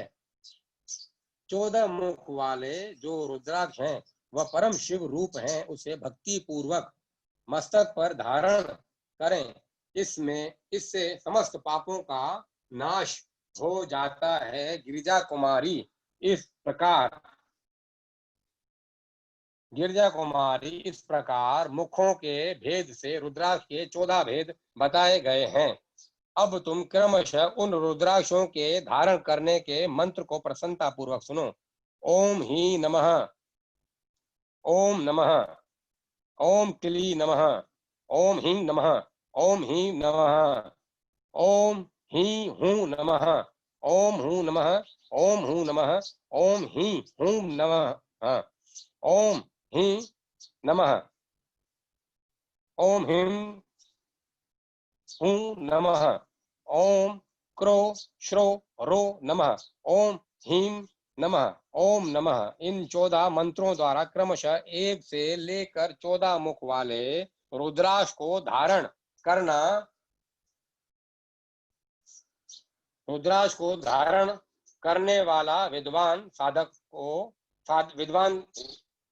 रुद्राक्ष को धारण करने का विधान है। हीम नमः। साधक को चाहिए कि वह निद्रा और आलस्य का त्याग करके श्रद्धा भक्ति से संपन्न हो। संपूर्ण मनोरथों की सिद्धि के लिए उक्त मंत्रों द्वारा उन रुद्राक्षों को धारण करे। रुद्राक्षी माला धारण करने वाले पुरुष को देखकर भूत प्रेत पिशाच डाकनी शाकनी तथा जो अन्य द्रोहकारी राक्षस आदि हैं वे सब के सब दूर भागते हैं। प्रतिम अभिचारी आदि प्रयुक्त देखकर सशंक हो दूर खिसक जाते हैं। पार्वती, रुद्राक्ष मालाधारी पुरुष को देखकर मैं शिव, भगवान विष्णु, देवी दुर्गा, गणेश, सूर्य तथा अन्य देवता भी प्रसन्न हो जाते हैं। महेश्वरी, इस प्रकार रुद्राक्ष की महिमा को जानकर धर्म की वृद्धि के लिए भक्ति पूर्वोक्त मंत्रों द्वारा विधिवत उसे धारण करना चाहिए। मुनीश्वर, भगवान शिव ने देवी पार्वती के सामने जो कुछ कहा था वह सब तुम्हारे प्रश्न के अनुसार मैंने कह सुनाया। मुनीश्वरों, मैंने तुम्हारे समक्ष वह वेदेश्वर संहिता का वर्णन किया है। यह संहिता संपूर्ण सिद्धियों को देने वाली तथा भगवान शिव की आज्ञा से नित्य मोक्ष प्रदान करने वाली है। अध्याय 25। वेदेश्वर संहिता संपूर्ण। रुद्र संहिता प्रथम सृष्टि प्रथम खंड। ऋषियों के प्रश्न के उत्तर में नारद ब्रह्म संवाद की अवतारणा करते हुए सुत जी का उन्हें नारद मोह का प्रसंग सुनाना। काम विजय के गर्भ से युक्त हुए नारद का शिव, ब्रह्मा तथा विष्णु के पास जाकर अपने तप का प्रभाव बताना। जो विश्व की उत्पत्ति, स्थिति और लय आदि के एकमात्र कारण हैं। गौरी गिरिराज कुमारी उमा के पति हैं, तत्वज्ञ हैं, जिनकी कीर्ति का कहीं अंत नहीं है, जो माया के आशय होकर भी उससे अत्यंत दूर हैं तथा जिनका स्वरूप अचिंत्य है। उन विमल बोध स्वरूप भगवान शिव को मैं प्रणाम करता हूँ। मैं स्वभाव से ही उन अनादि शांत स्वरूप एकमात्र पुरुषोत्तम शिव की वंदना करता हूँ, जो अपनी माया से इस संपूर्ण विश्व की सृष्टि करके आकाश की भांति उसके भीतर और बाहर भी स्थित है। जैसे लोहा चुंबक से आकृष्ट होकर उसके पास ही लटका रहता है, उसी प्रकार वे ये सारे जगत सदा सब और जिसके आसपास ही भ्रमण करते हैं, जिन्होंने अपने से ही इस प्रपंच को रचने की विधि बताई थी, जो सबके भीतर अंतर्यामी रूप से विराजमान है तथा जिनका अपना स्वरूप अत्यंत गूढ़ है, उन भगवान शिव की मैं सादर वंदना करता हूँ। व्यास जी कहते हैं, जगत के पिता भगवान शिव, जगन माता कल्याणमयी पार्वती तथा उनके पुत्र गणेश जी को नमस्कार करके हम इस पुराण का वर्णन करते हैं। एक समय की बात है, नेमिषारण्य में निवास करने वाले शौनक आदि सभी मुनियों ने उत्तम भक्ति भाव के साथ सुत जी से पूछा। ऋषि बोले, महाभाग सुत जी, विंध्येश्वर संहिता विदेश्वर वेदेश्वर संहिता की जो साध्य साधन खंड नाम वाली शुभ और उत्तम कथा है, उसे हम लोगों ने सुन लिया। उसका आदि भाग बहुत ही रमणीय है तथा वह शिव भक्तों पर भगवान शिव का वात्सल्य स्नेह प्रकट करने वाली है। आप विद्वन अब आप भगवान शिव के परम उत्तम स्वरूप का वर्णन कीजिए, साथ ही शिव और पार्वती के दिव्य चरित्र का पूर्ण रूप महेश्वर लोकों में सतगुण रूप कैसे धारण करते हैं। हम सब लोग विचार करने पर भी शिव के तत्व को नहीं समझ पाते। सृष्टि के पहले भगवान शिव किस प्रकार अपने स्वरूप में स्थित होते थे, फिर सृष्टि के मध्य काल में भगवान किस तरह क्रीड़ा करते हुए सम्यक व्यवहार बर्ताव करते हैं, और सृष्टि कल्प का अंत होने पर वे महेश्वर देव किस रूप में स्थित रहते हैं। लोक कल्याणकारी शंकर कैसे प्रसन्न होते हैं, और प्रसन्न हुए महेश्वर अपने भक्तों तथा दूसरों को कौन सा उत्तम फल प्रदान करते हैं, यह सब हमसे कहिए। हमने सुना है कि भगवान शिव शीघ्र प्रसन्न हो जाते हैं। वे महान दयालु हैं, इसीलिए अपने भक्तों का कष्ट नहीं देख सकते। ब्रह्मा विष्णु और महेश ये तीन देवता शिव के ही अंग से उत्पन्न हुए हैं।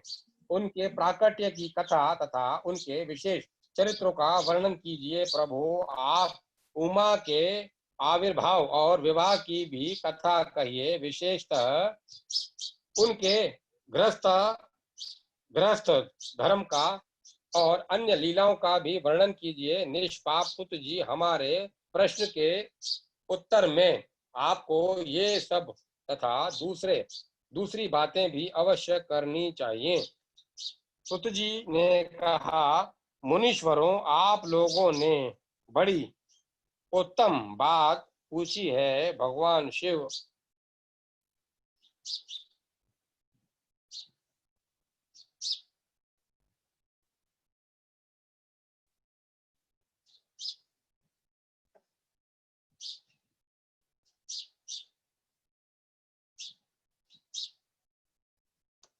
मुनीश्वरों, आप लोगों ने बड़ी उत्तम बात पूछी है। भगवान सदाशिव की कथा में आप लोगों की जो आंतरिक निष्ठा हुई है, इसके लिए आप धन्यवाद के पात्र हैं। ब्राह्मणों, भगवान शंकर का गुणानुवाद सात्विक, राजस और तामस तीनों ही प्रकृति के मनुष्य को सदा आनंद प्रदान करने वाला है। पशुओं की हिंसा करने वाले निष्ठुर कसाई के सिवा दूसरा कौन पुरुष उस गुणानुवाद को सुनने से ऊब सकता है। जिनके मन में कोई तृष्णा नहीं है, ऐसे महात्मा पुरुष भगवान शिव के उन गुणों का गान करते हुए संसार के गुणों का गान करते हैं, क्योंकि वह गुणावली संसार रूपी रोग की दवा है, मन और कानों को प्रिय लगने वाली और संपूर्ण मनोरथों को देने वाली है। ब्राह्मणों, आप लोगों के प्रश्न के अनुसार ये यथाबुद्धि यत्न पूर्वक शिव लीला का वर्णन करता हूँ। आप आदर पूर्वक सुने। जैसे आप लोग पूछ रहे हैं, उसी प्रकार देवर्षि नारद ने शिव रूपी भगवान विष्णु से प्रेरित होकर अपने पिता से पूछा था। अपने पुत्र नारद का प्रश्न सुनकर शिव भक्त ब्रह्मा जी का चित्त प्रसन्न हो गया और वे उन मुनि शिरोमणि को हर्ष प्रदान करते हुए प्रेम पूर्वक भगवान शिव के यश का गान करने लगे। एक समय की बात है, मुनि शिरोमणि विप्रवर नारद जी ने, जो ब्रह्मा जी के पुत्र हैं, विनीत चित्त हो तपस्या में मन लगाया। हिमालय पर्वत में कोई एक गुफा थी, जो बड़ी शोभा से संपन्न दिखाई देती थी। उसके निकट देव नदी गंगा निरंतर वेग पूर्वक बहती थी। वहां एक महान दिव्य आश्रम था, जो नाना प्रकार की शोभा से सुशोभित था। दिव्यदर्शी नारद जी तपस्या करने के लिए उसी आश्रम में गए। उस गुफा को देखकर मुनिवर नारद बड़े प्रसन्न हुए और दीर्घ काल तक वहां तपस्या करते रहे। जिसका अंतःकरण शुद्ध था, वे दृढ़ता पूर्वक आसन बांधकर मौन हो गए, प्राणायाम पूर्वक समाधि में स्थित हो गए।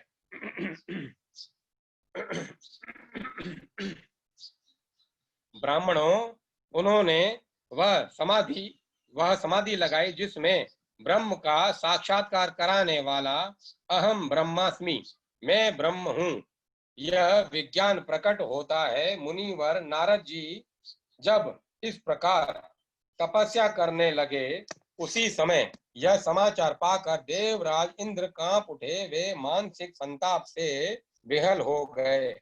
ये नारद मुनि मेरा राज्य लेना चाहते हैं। मन ही मन ऐसा सोचकर इंद्र ने उनकी तपस्या में विघ्न डालने के लिए प्रयत्न करने की इच्छा की।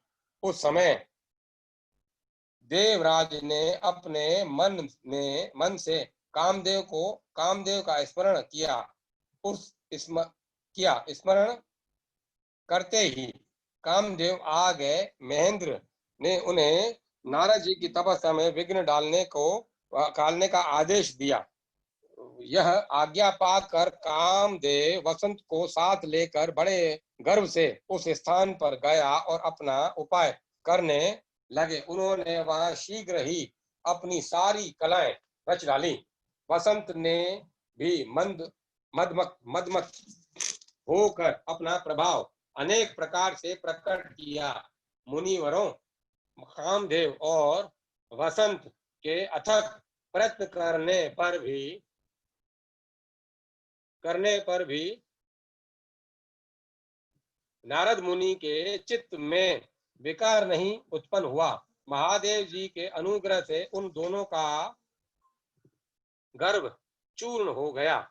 शौनक आदि महर्षियों, ऐसा होने में जो कारण था उससे आदर पूर्वक सुनो। महादेव जी की कृपा से ही नारद मुनि पर कामदेव का कोई प्रभाव नहीं पड़ा। पहले उसी आश्रम में काम शत्रु भगवान शिव ने उत्तम तपस्या की थी और वही उन्होंने मुनियों की तपस्या का नाश करने वाले कामदेव को शीघ्र ही भस्म कर डाला था। उस समय रति ने कामदेव को पुनः जीवित करने के लिए देवताओं से प्रार्थना की। तब देवताओं ने समस्त लोगों का कल्याण करने वाले भगवान शंकर की याचना की। उनके याचना करने पर वे बोले, देवताओं उस समय व्यतीत होने के बाद कामदेव जीवित हो गए। देवता उस समय व्यतीत होने के बाद कामदेव जीवित हो जाएंगे, परंतु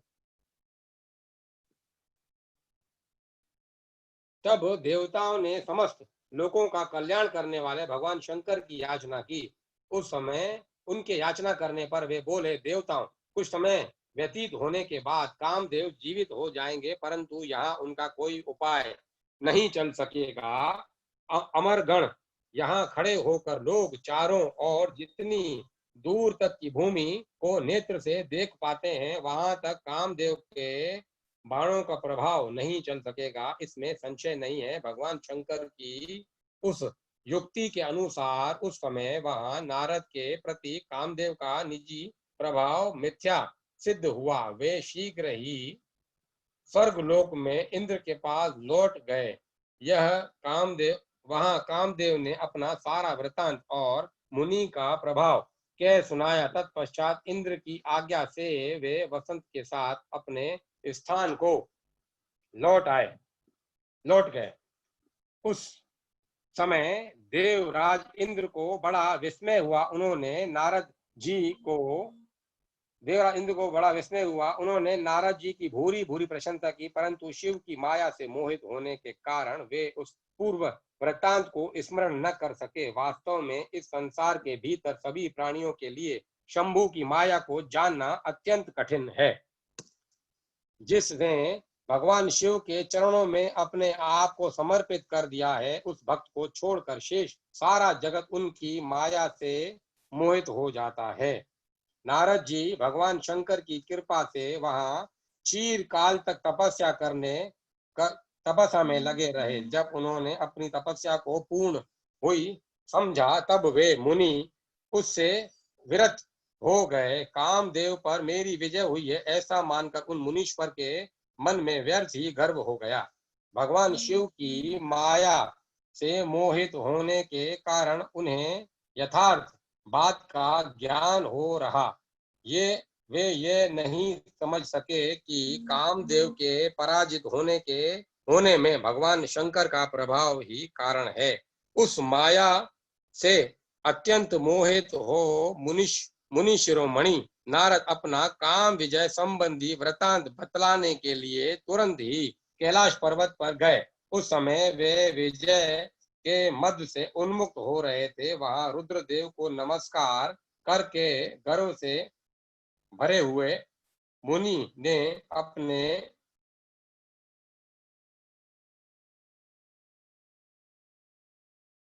अपने आप को महात्मा मानकर तथा अपने ही प्रभाव से कामदेव पर अपनी विजय हुई समझकर उनसे सारा वृतांत कह सुनाया। वह सब सुनकर भगत वत्सल भगवान शंकर ने नारद जी से, जो अपनी शिव की ही माया से मोहित होने के कारण काम विजयी के यथार्थ कारण को नहीं जानते थे और अपने विवेक को ही खो बैठे थे, कहा। रुद्र बोले, तात नारद, तुम बड़े विद्वान हो, धन्यवाद के पात्र हो, परंतु मेरी यह बात ध्यान देकर सुनो। अब से फिर कभी ऐसी बात कहीं भी न कहना, विशेषतः भगवान विष्णु के सामने इसकी चर्चा कदापि न करना। तुमने मुझसे अपना जो वृत्तांत बताया है उसे पूछने पर भी दूसरों के सामने न कहना। यह सिद्धि संबंधी वृत्तांत सर्वथा गुप्त रखने योग्य है, इसे कभी किसी पर प्रकट नहीं करना चाहिए।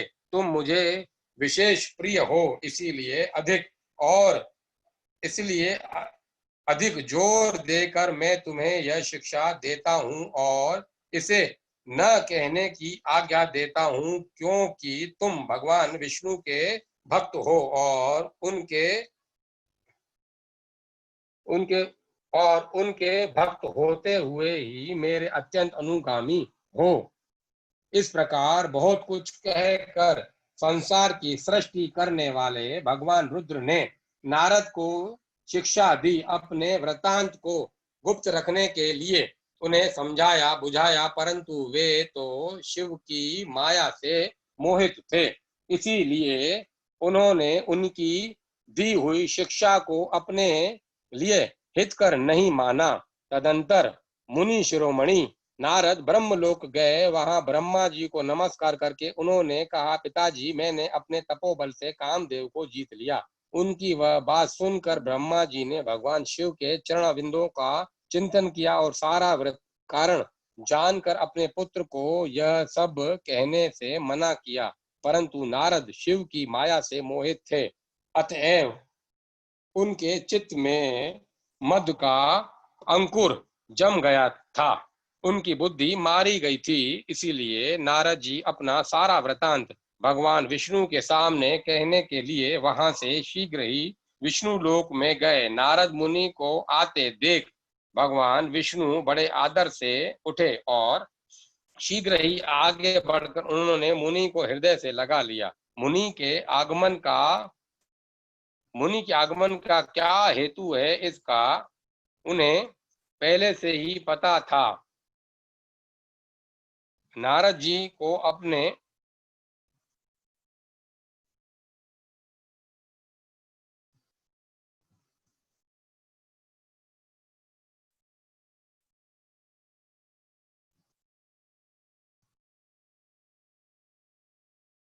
नारद जी को अपने आसन पर बिठाकर भगवान शिव ने चरणाविंदों का चिंतन करके श्री हरि ने उनसे पूछा। भगवान विष्णु बोले, तात कहाँ से आते हो, यहाँ किस लिए तुम्हारा आगमन हुआ है। मुनि श्रेष्ठ, तुम धन्य हो, तुम्हारे शुभागमन से मैं पवित्र हो गया। भगवान विष्णु का यह वचन सुनकर गर्व से भरे हुए नारद मुनि ने मधु से मोहित होकर अपना सारा वृतांत बड़े अभिमान के साथ कह सुनाया। नारद मुनि का वह अहंकार युक्त वचन सुनकर मन ही मन भगवान विष्णु ने अपनी काम विजयी की के भगवान विष्णु ने उनकी काम विजयी के यथार्थ कारण को पूर्ण रूप से जान लिया। तत्पश्चात श्री विष्णु बोले, मुनि श्रेष्ठ, तुम धन्य हो, तपस्या के तो भंडार ही हो, तुम्हारा हृदय भी बड़ा उदार है। मुने, जिसके भीतर भक्ति ज्ञान और वैराग्य नहीं होते, उसी के मन में समस्त दुखों को देने वाले काम मोह आदि विकार शीघ्र उत्पन्न होते हैं। तुम जो नैष्ठिक ब्रह्मचारी हो और सदा ज्ञान वैराग्य से युक्त रहते हो, फिर तुम में काम विकार कैसे आ सकता है। तुम तो जन्म से ही निर्विकार तथा शुद्ध बुद्धि वाले हो। श्री हरि की कही हुई ऐसी बहुत सी बातें सुनकर मुनि शिरोमणि नारद जोर जोर से हंसने लगे और मन ही मन भगवान को प्रणाम करके इस प्रकार बोले। नारद जी ने कहा, स्वामिन, जब मुझ पर आपकी कृपा है तब बेचारा कामदेव अपना क्या प्रभाव दिखा सकता है। ऐसा कहकर भगवान के चरणों में मस्तक झुकाकर इच्छा अनुसार विचरने वाले नारद मुनि वहां से चले गए।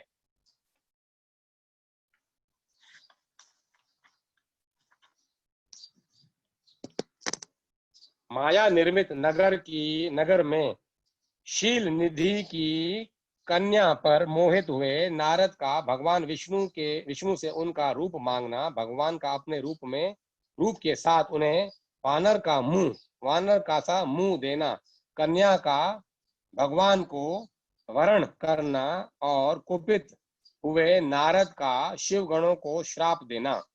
सुत जी कहते हैं, महर्षियों, जब नारद मुनि इच्छा अनुसार वहां से चले गए तब भगवान शिव की इच्छा से माया विशारद श्री हरि ने तत्काल अपनी माया प्रकट की। उन्होंने मुनि के मार्ग में एक विशाल नगर की रचना की, जिसका विस्तार 100 योजन था। वह अद्भुत नगर बड़ा ही मनोहर था। भगवान ने उसे अपने वैकुंठ लोक से भी अधिक रमणीय बनाया था। नाना प्रकार की वस्तुएं उस नगर की शोभा बढ़ाती थी। वहां स्त्रियों और पुरुषों के लिए बहुत से विहार स्थल थे। वह श्रेष्ठ नगर चारों वर्णों के लोगों से भरा था।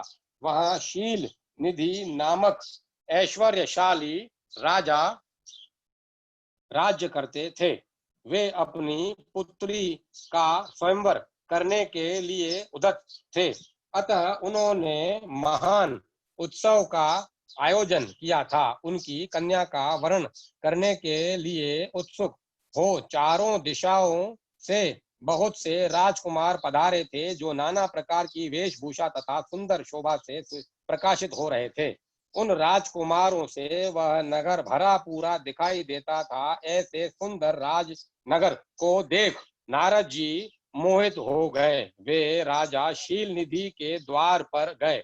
मुनि शिरोमणि नारद को आया देख महाराज शील निधि ने श्रेष्ठ रत्नमय सिंहासन पर बिठाकर उनका पूजन किया। तत्पश्चात अपनी सुंदरी कन्या को, जिसका नाम श्रीमती था, बुलवाया और उससे नारद जी के चरणों में प्रणाम करवाया।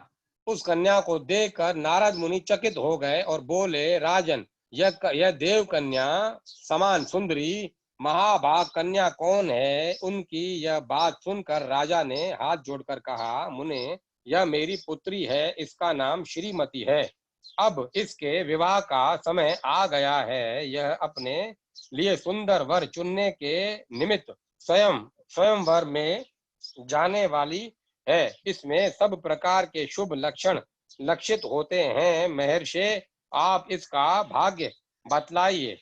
राजा के इस प्रकार पूछने पर काम से विहल हुए मुनि श्रेष्ठ नारद उस कन्या को प्राप्त करने की इच्छा मन में लिए राजा को संबोधित करके इस प्रकार बोले, भूपाल, आपकी यह पुत्री समस्त शुभ लक्षणों से संपन्न है, परम सौभाग्यवती है। अपने महान और लक्ष्मी की भांति समस्त गुणों की आगार है। इसका भावी पति निश्चय ही भगवान शंकर के समान वैभवशाली, सर्वेश्वर, किसी से पराजित न होने वाला, वीर, काम विजयी तथा संपूर्ण देवताओं में श्रेष्ठ होगा। ऐसा कहकर राजा से विदा ले इच्छा अनुसार विचरने वाले नारद मुनि वहां से चल दिए। वे काम के वशीभूत हो गए थे।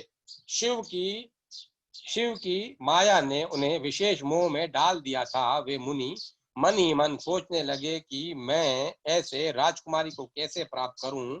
स्वयंवर में आए हुए नरेशों में से सबको छोड़कर यह एकमात्र मेरा ही वर्ण करें, यह कैसे संभव हो सकता है? समस्त नारियों को सौंदर्य सर्वथा प्रिय होता है। सौंदर्य को देखकर ही वह मेरे अधीन हो सकती है, इसमें संशय नहीं है। ऐसा विचार कर काम से विहल हुए मुनिवर नारद भगवान विष्णु का रूप ग्रहण करने के लिए तत्काल उनके लोक में जा पहुंचे। वहां भगवान विष्णु को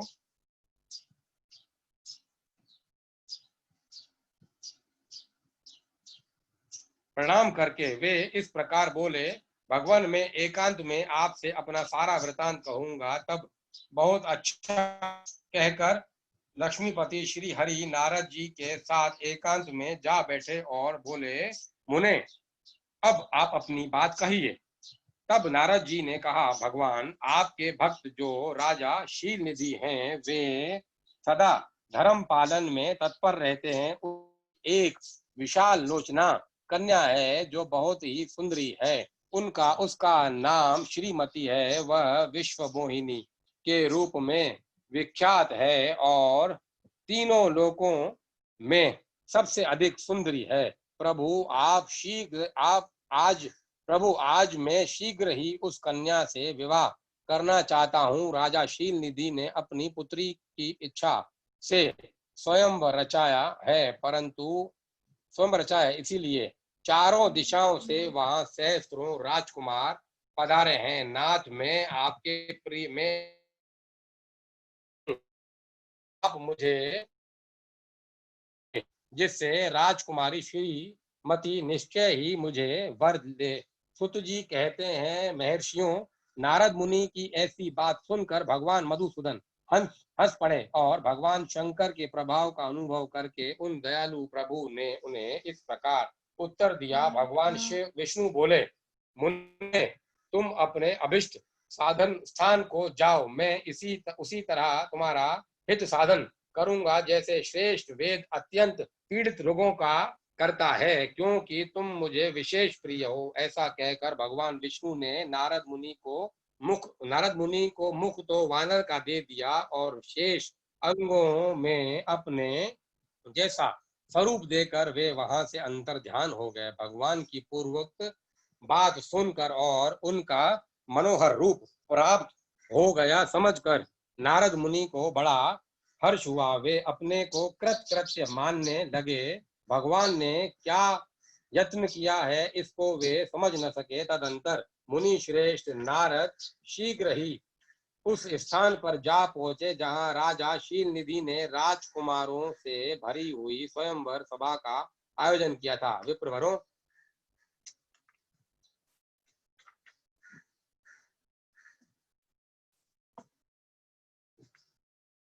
विप्रवरों, राजपुत्रों से घिरी हुई वह दिव्य स्वयंवर सभा दूसरी इंद्र की सभा के समान अत्यंत शोभा पा रही थी। नारद जी उस राज्यसभा में जा बैठे और वहां बैठकर प्रसन्न मन से बार बार यही सोचने लगे कि मैं भगवान विष्णु के समान रूप धारण किए हुए हूँ, अतः वह राजकुमारी अवश्य मेरा ही वर्ण करेगी, दूसरे का नहीं। मुनि श्रेष्ठ, नारद को यह ज्ञात नहीं था कि मेरा मुंह कितना कुरूप है। उस सभा में बैठे हुए सब मनुष्यों ने मुनि को उनके पूर्ण रूप में ही देखा।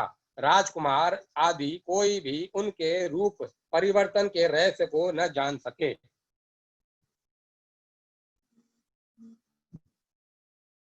वहां नारद जी की रक्षा के लिए भगवान रुद्र के दो पार्षद ब्राह्मण का रूप धारण करके गूढ़ भाव से वहां बैठे थे।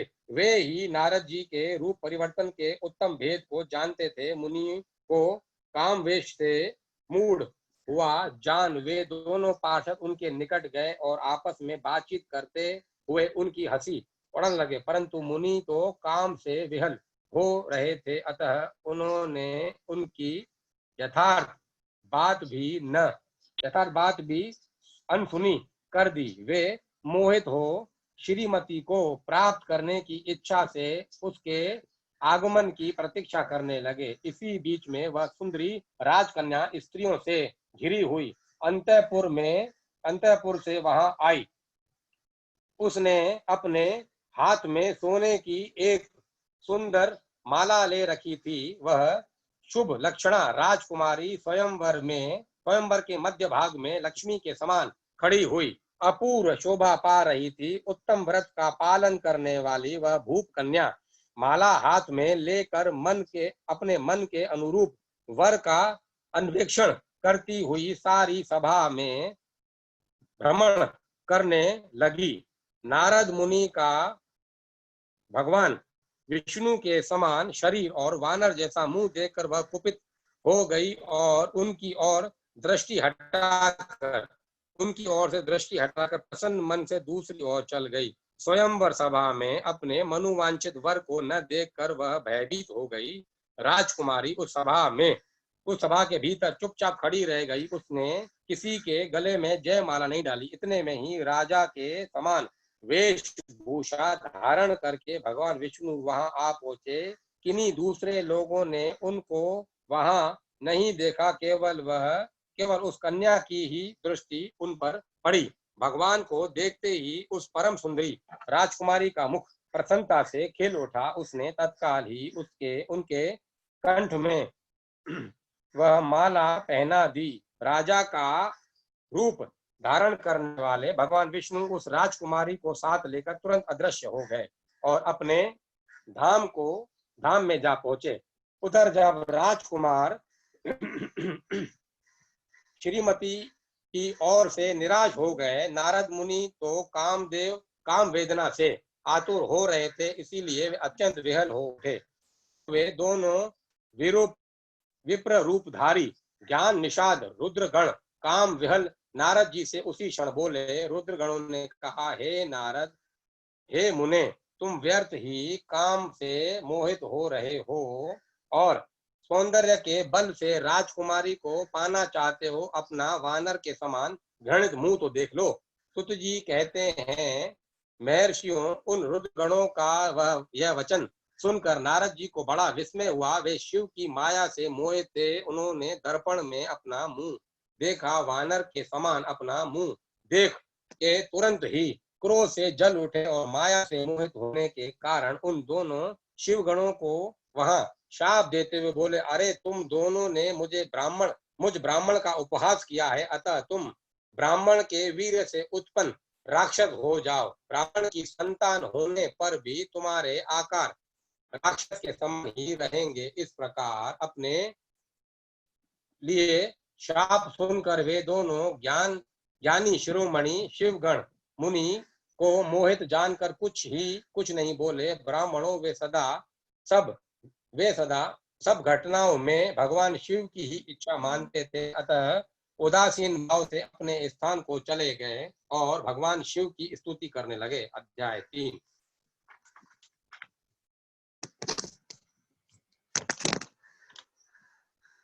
कथा को यहीं विराम देते हैं, कल यहाँ से आरंभ करेंगे। ओम नमः शिवाय।